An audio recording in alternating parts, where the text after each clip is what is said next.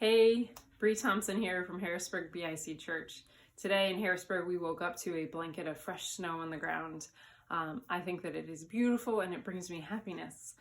The fresh snow also brings me joy as it reminds me of God's goodness, of His redemption for all of us, how we can be washed white as snow.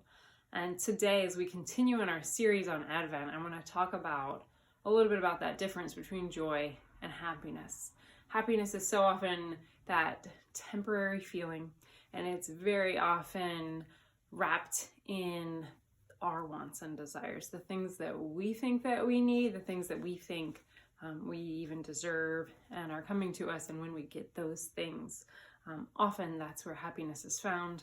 The joy of the Lord as a fruit of the Spirit found in Galatians 5 is so much more than a temporary feeling that comes and goes.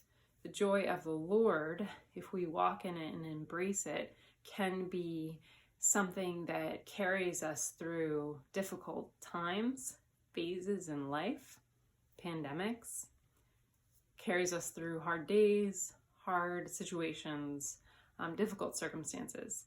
And it doesn't necessarily mean that we're going to smile through all of those times, but in the depths of our soul, internally, we still have a joy that's based on knowing what God is doing. Last week, Pastor Hank spoke on joy, and I have really appreciated this time period of reflecting on joy. Joy is something in my life that I have to be intentional to be walking in. So I want to talk a little bit about how can we as Christians be intentional in walking in joy. For me, walking in joy is rooted in me living out my faith in a relational way. When we are following the Lord, when we are starting from that standpoint of loving Him, of being in love with Him, of having our minds wrapped around His goodness, His work in the world, His work through us in the world as well, being in that place of relationship and kind of in awe, just sort of essentially sitting back and watching what He's doing, following the promptings of His Spirit as we get to be a part of His kingdom work, but letting go of our control over all of the things. And in that, when we can trust what God's doing, because of our love relationship we have with Him, that allows us to live in joy. One contrast that might help give clarity here is viewing our faith as a relational faith versus a reactional faith or even religious faith. So to kind of evidence this contrast, if I wake up in my day and I am like, I love the Lord, I love Jesus, I'm going to be doing all these things for Him.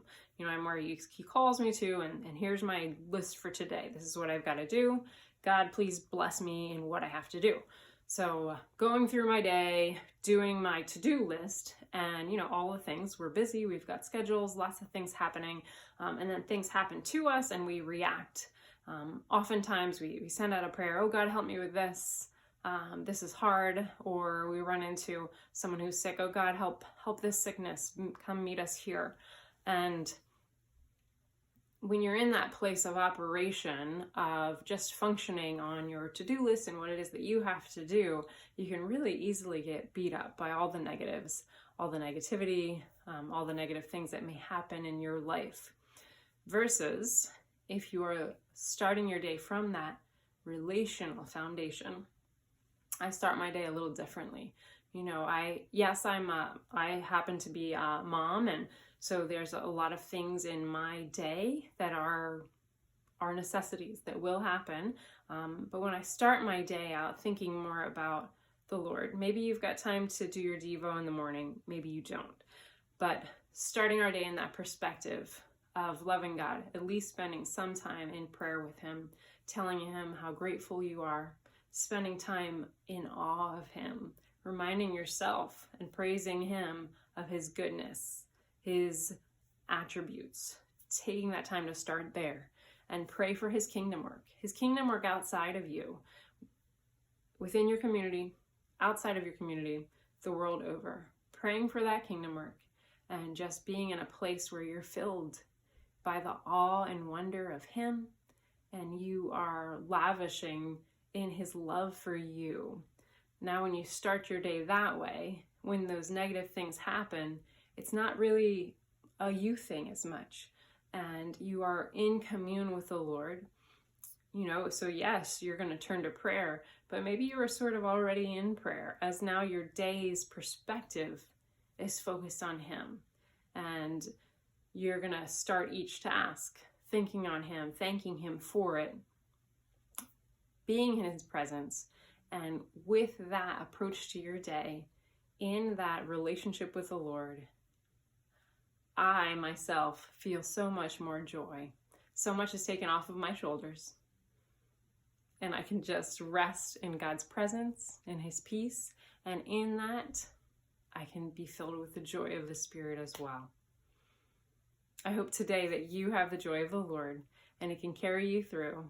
It can remind you of where you are in the victory of the Lord, and it can bless you as you go forward in his call for you, and have your eyes open for the ways that he's working through you, and have your eyes open to see the things he is doing outside of you as well, and be able to praise him for those things and live in the joy of the Lord.